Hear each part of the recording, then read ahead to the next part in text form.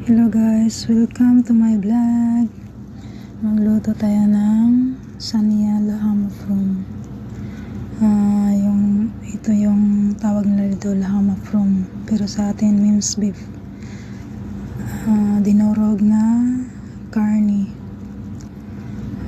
Ito yung lunch nila, Sania Laham from. Dahil dati yung amo ko ang tagaluto, ngayon ako na ang tagaluto, kaya siguro ini-increasean na yung sahod ko kahit wala pang 1 year nag-increase na sahod ko. Ngayon ini-increasean na yung sahod ko dahil ako na ang tagaluto sa kanila, kasi dati yung amo ko ang tagaluto, pero ngayon hindi na niya kaya kasi matanda na siya, hindi niya kaya magluto, hindi niya kaya tumayo ng matagal. Kasi once pag magluto ka, tumayo ka talaga. Kaya ako na ang tagaluto. Ito yung request nila ngayong lunch nila, laham from Sania. Ganito pagluto. Prituin mo na yung potatoes and eggplant. And then may dinurog tayo ng parsley, coriander, mint, at saka dill. Yun ang nilagay natin sa karni, sa dinurog na karni, para masarap. At nilagyan din natin ng onion at saka garlic. Gisahin muna yung mga lamas at saka bago ilagay yung dinurog na karni. Tapos halagyan ng lemon, half lemon, at lagyan ng lahat ng mga spicy.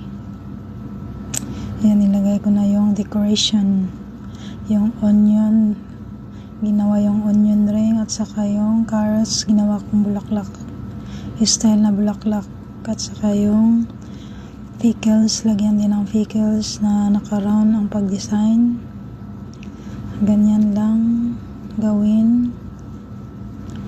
At saka pagkatapos ilagay sa apoy hanggang maubos yung niya, yung tubig niya. Lagyan natin ng nakamix yan, mint, dill, at saka parsley, at saka coriander. Ito yung tira sa karne na dinurog, nilagay sa itaas. Pagkatapos natin dyan, lagyan natin ng sauce. Yung sauce natin guys, dinagawa ng sauce. Nagisa muna ako ng garlic, tapos pagka naka-brown na yung garlic, nilagyan natin ng tubig. Yung tubig hindi marami, kunti lang yung tubig, mga 4 na baso.